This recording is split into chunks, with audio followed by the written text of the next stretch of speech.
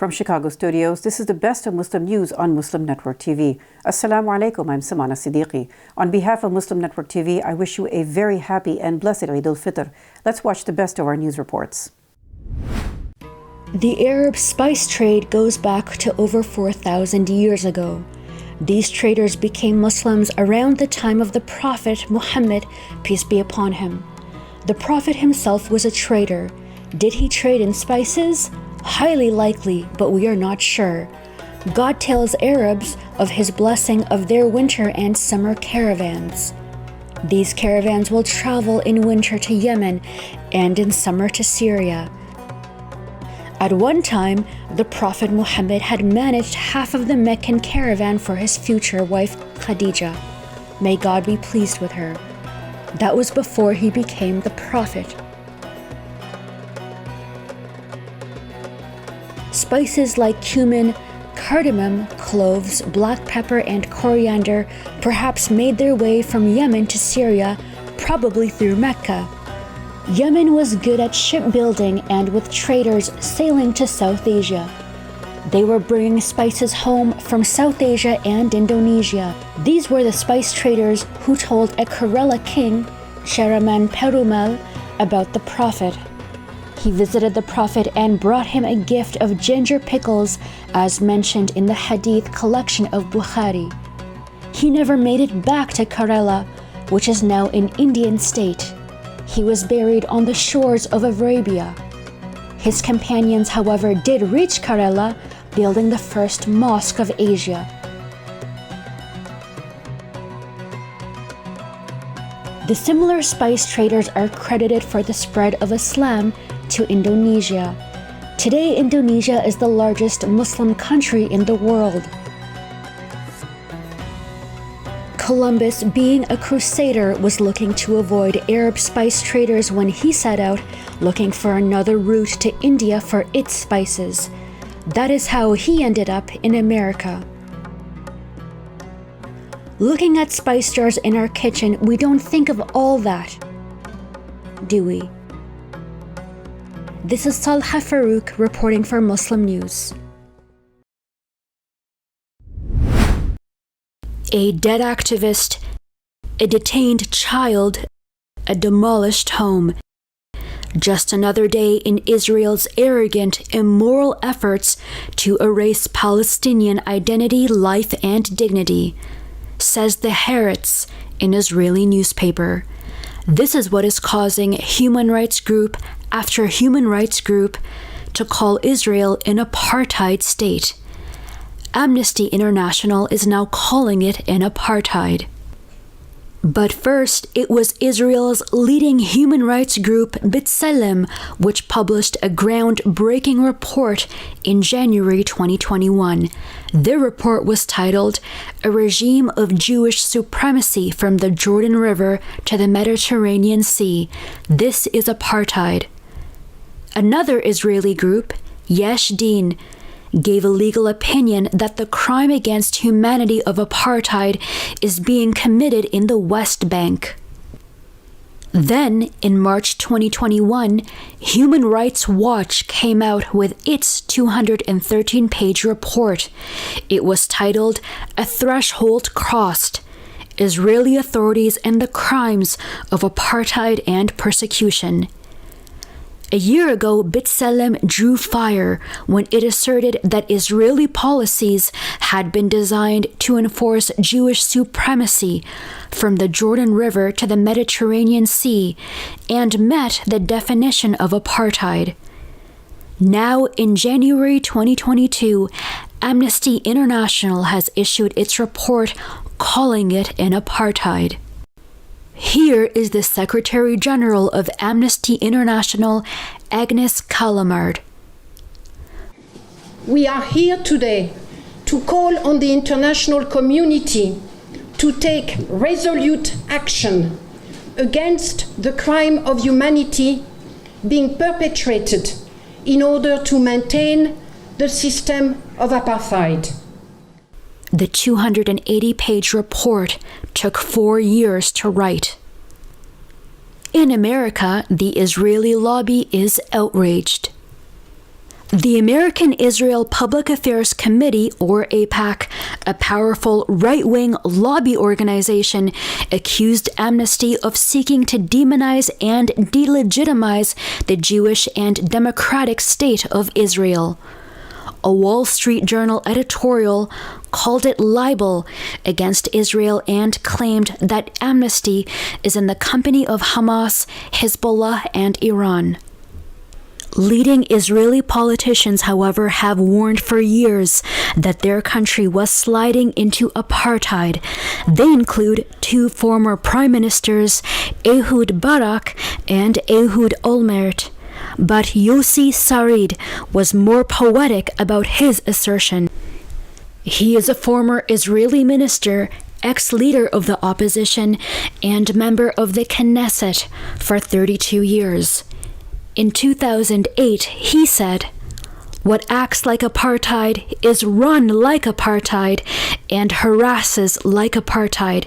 It is not a duck, it is apartheid." Amnesty International is now accused of anti-Semitism.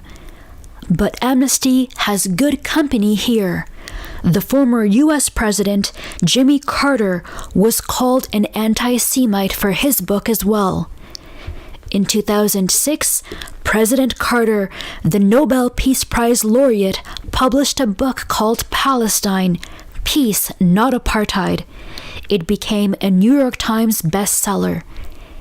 Abraham Foxman, then the national director of the Anti-Defamation League, ADL, accused Carter of engaging in anti-Semitism. This is Salaha Farouk reporting for Muslim News. Muslims around Al-Aqsa continue to resist the Israeli apartheid trying to force them out of Al-Aqsa. This elderly person has brought in his own chair. Dressed in traditional Arab attire, he is sitting calmly. He does not want to leave his own mosque in his own neighborhood. This Palestinian reclining on his prayer rug, using his shoes as a pillow next to the Quran, refuses to leave the mosque courtyard. This brother is even more defying. This brother is simply relaxing. Nothing can move him. These sisters' Quran recitation cannot be postponed since it is their mosque. They are fearful of none except Allah. And these brothers are reciting Quran until they are lifted by Israeli soldiers.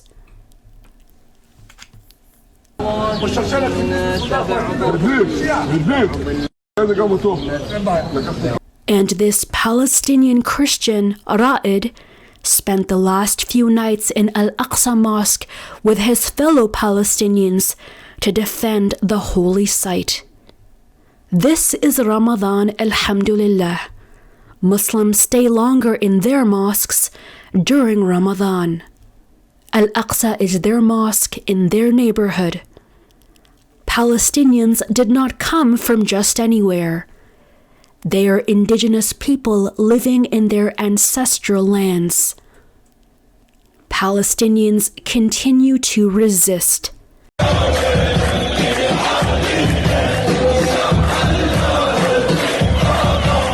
This is Salaha Farouk from Toronto studios for Muslim Network TV. Coming up next after the break is a best of our Muslim News in-depth analysis, so stay tuned, and we'll be right back after these messages.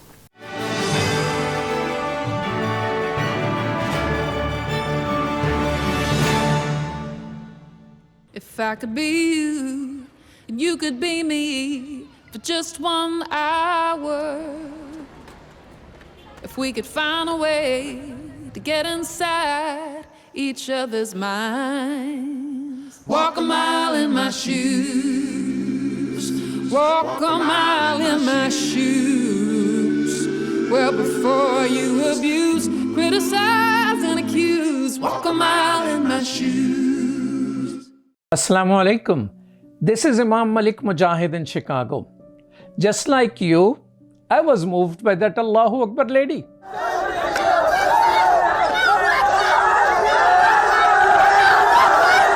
She stood her ground, fearful of none, for her hijab and for her education. Sisters and brothers, Indian Muslims are facing a genocide. India does not care for Muslim protesting, but it does care for the world opinion. Therefore, we must push the United Nations. The UN has a responsibility to protect. They must prevent genocide. Please sign this UN petition now. Get others to sign. It will help. Trust me, it will help. We need 1 million signatures, brothers and sisters. Please sign now.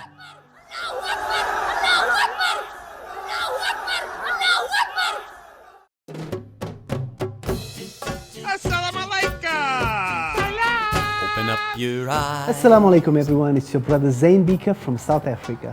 One of the first educational programs ever produced for Muslim children was the ever popular Adam's World series. The colorful and comical Muslim puppets stole the heart of a generation. Sound Vision will be releasing brand new episodes of Adam's World with the launch of a Adam's World app. Subscribers will enjoy new Adam's World episodes as they are released, as well as all the classic episodes of Adam's World. So visit adamsworldapp.com now to learn more, subscribe and enjoy new adventures of Adam and his friends. And let's keep helping tomorrow's Muslims today. Assalamu alaikum. It's Adam's World. Believe me, there's a lot to see. Bismillah. Let's explore. Despite the development of a COVID-19 vaccine, millions around the world will not have access. We need a vaccine that's free and available to everyone, everywhere. It's time for a people's vaccine.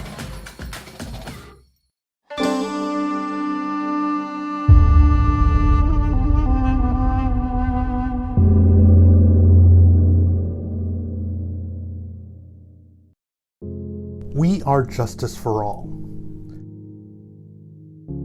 Headquartered in the heart of downtown Chicago, Justice for All is a global humanitarian initiative dedicated to raising awareness for human rights concerns impacting vulnerable minority groups. Our diverse team of staff and volunteers, led by Imam Malik Mujahid, work tirelessly to help Justice for All achieve their goals.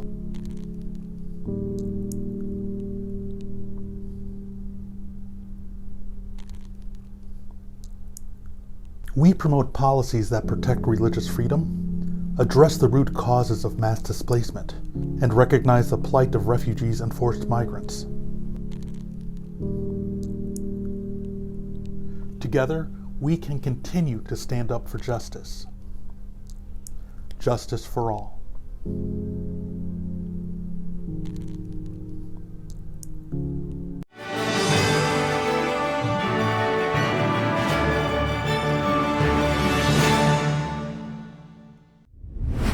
Masjid Al-Aqsa, or as the world say Al-Aqsa Mosque, continue to see raids by Israelis.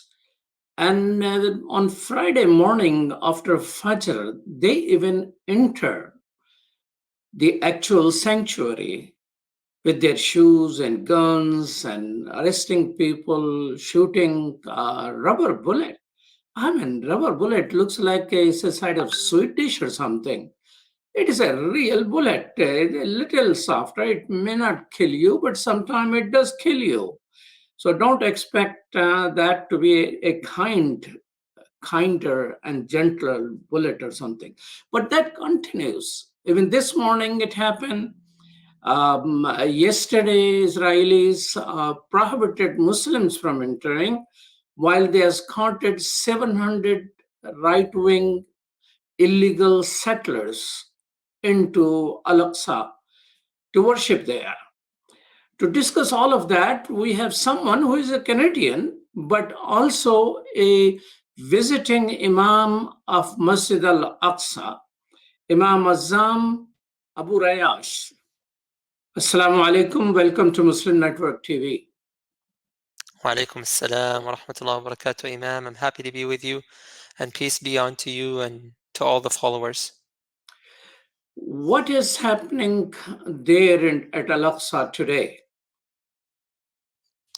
Today is the second day of the Passover holiday, the Jewish holiday, where far right-wing extremists have continued to storm Al-Aqsa, facilitated by police brutality. The storming starts by heavy and mass numbers of soldiers and police officers coming into the compound with their arms and emptying the whole masjid from everyone inside of it, and also sieging whoever is inside the indoor prayer halls.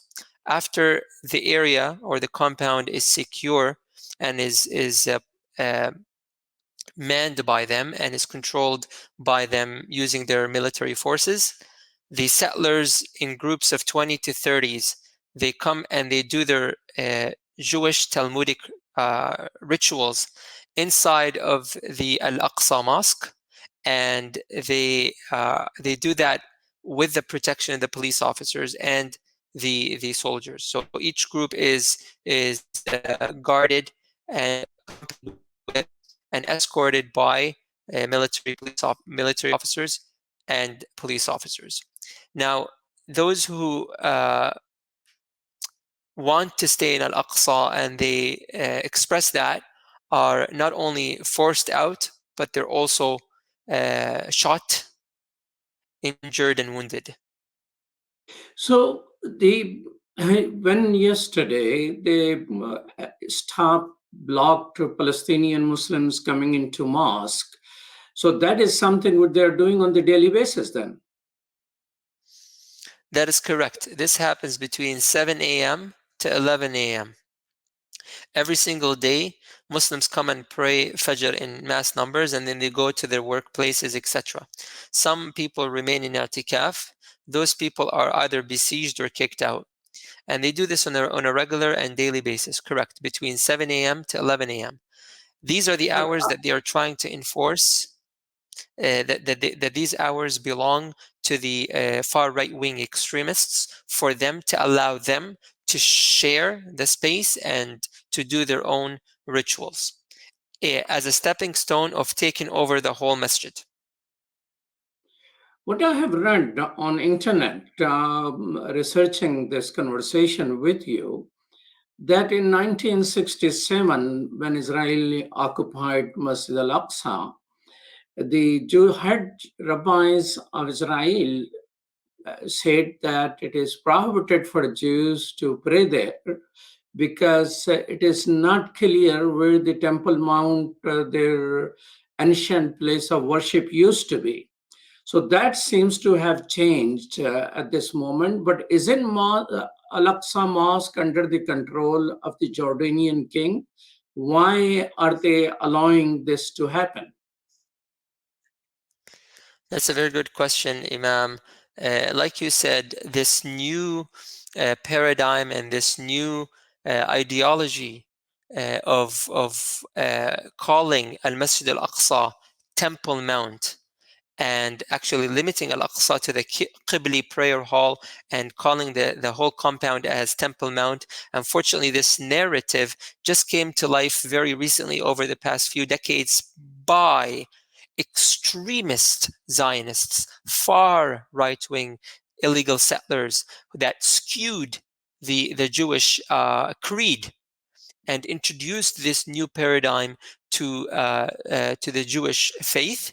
And unfortunately, this group was powerful enough to influence the standing governments of the state of Israel. And so it became a state-owned, a state-sponsored program for them to storm Al-Aqsa and to want it and to create false narratives around it. In fact, under Al-Aqsa, there have been, for the past 2 decades, digging of various tunnels in search of any remnants or any archaeological evidence and scientific evidence that this would be the Temple Mount that they're referring to. Until today, they haven't found a single piece of evidence and the tunnels underneath Al-Aqsa remain so long and dark.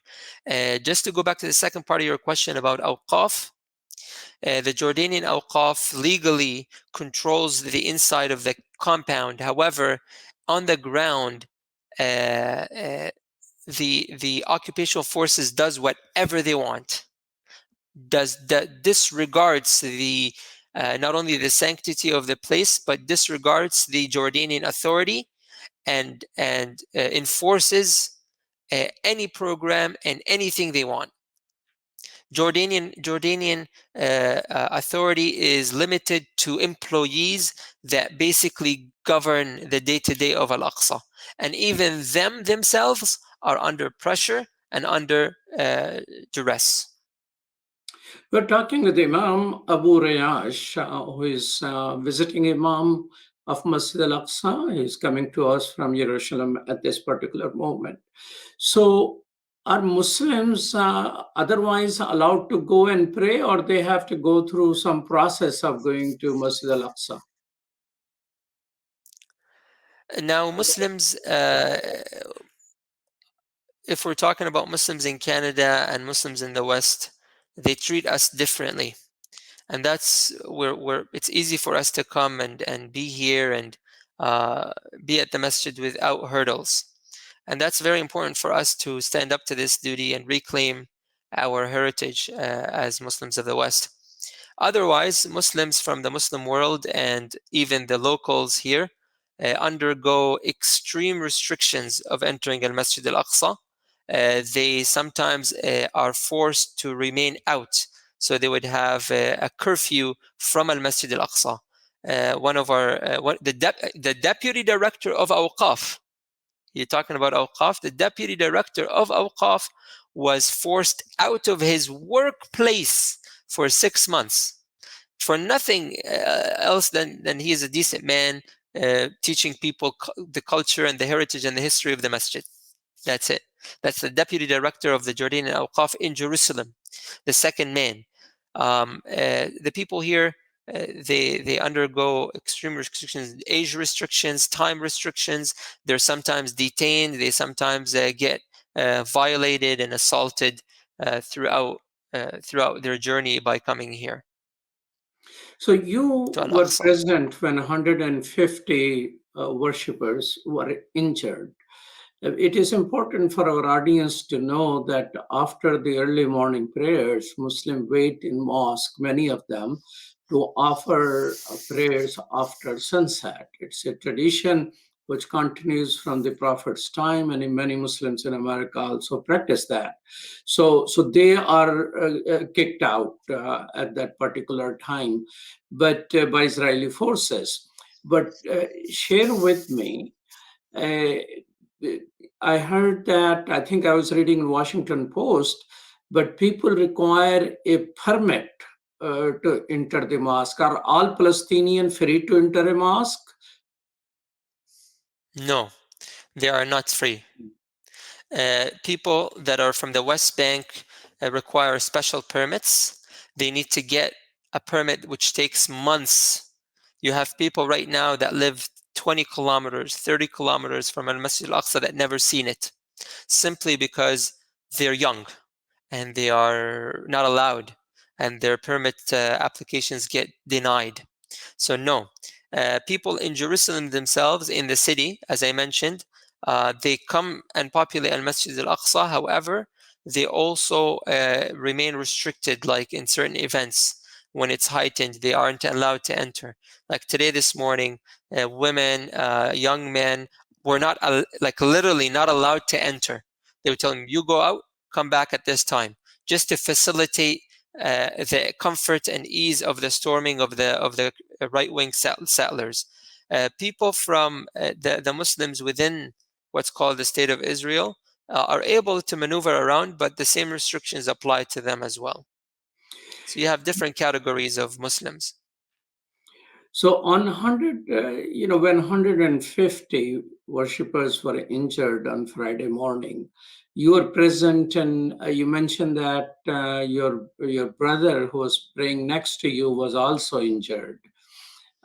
Describe us what you saw that day on Friday morning. Yes, and I just came right now from the hospital visiting the wounded. It's just so outrageous what I've seen today. The bullets, these are the guards of the masjid, like actual official employees of the masjid. They're not activists or anything. They are employees of the masjid. These forces should be familiar of who come and works here. This is their workplace. They got shot here in between their eyes, and they're like, which is deadly. Any of them could have died. And this a shooting in between the eyes is recurrent. It happened. I visited today a number of wounded heroes, and many of them were shot in between their eyes, and you got a bruised face and loss of vision, etc. What happened was some of the people, after conducting Fajr prayers, conducted a civil, peaceful protest, while the majority of the worshippers were minding their own business, spread out in the courtyards, reading the Quran or praying their nafil prayers in the month of Ramadan. All of a sudden, a mass number of police officers and soldiers stormed into Al-Aqsa, firing rubber steel-coated bullets randomly throughout the whole crowd, stun grenades and smoke grenades. It was terrifying. It was terrifying. It was horrific what they've done. People dispersed. Sirens everywhere. You had it. It literally turned into a war zone for 4 hours. That's what happened. The masjid became a war zone for 4 hours. And that is an utter violation of every basic human right and international law that these guys should be held responsible for. That's what I've seen. Imam Abu Rayash is coming to us from Jerusalem right now. He's a visiting Imam of Masjid Al-Aqsa. You're a PhD and a CEO in a Canadian company. How you came about to become the visiting Imam at Masjid Al-Aqsa? That's a very good question, mashallah. Now you take me tens of years back. I grew up, this is my homeland, first of all. Palestine is my homeland. My extended family is here and from here. My family and my parents, my father and mother, really instilled in us the love for Al-Aqsa and this deep passion for this holy site and for the Holy Land. And so as soon as from the young age, they used to take us to this Al-Aqsa, and we have long memories and great memories in this place. After completing my hifz and after obtaining the sanad, alhamdulillah, it was facilitated for me by Allah Azza wa Jal for me to join as the youngest imam ever in 2014 at the age of 21, the imams in Taraweeh and Qiyam prayers. And alhamdulillah, I consider this contribution back in 2014, 15, and this year in 2022, not as an individual contribution from Azzam, whose homeland is in Palestine, but I considered it that I am a representative here of Canadian Muslims and American Muslims and Muslims in the West. That Muslims in the West have a contribution in Al-Aqsa. That Muslims in the West are reclaiming their responsibility, and they're accountable, and their ownership over this land and over this site. This site of Al-Aqsa doesn't just belong to the Palestinians or the Jordanians or the Arabs. It also belongs to us, Canadian Muslims, American Muslims, European Muslims, Muslims across the world. And so I consider this humble and modest contribution in being an imam and a lecturer in Al-Aqsa at a visiting capacity during the month of Ramadan as a form of responsibility and a form of representation. And I hope that if this message reaches out, I call upon all my brothers and sisters, and I call upon all the different organizations to start facilitating and to start bringing groups, not just for tourism purposes, but for educational purposes. And inshallah ta'ala, we can facilitate that. Well, thank you so much, Imam Abu Rayash, for joining us from Jerusalem, a visiting Imam from Masjid Al-Aqsa. Thank you so much. Assalamu alaikum. Wa alaikum assalam wa rahmatullahi wa barakatuh. Pleased to be with you. Assalamu alaikum. May Allah accept your fast and Ramadan. Ameen. Thank you. That's all from our Chicago studios tonight. Thank you for tuning in. You can find previous episodes and more on our YouTube or Facebook. For more content, keep watching Muslim Network TV or visit muslimnetwork.tv. Salam and good night.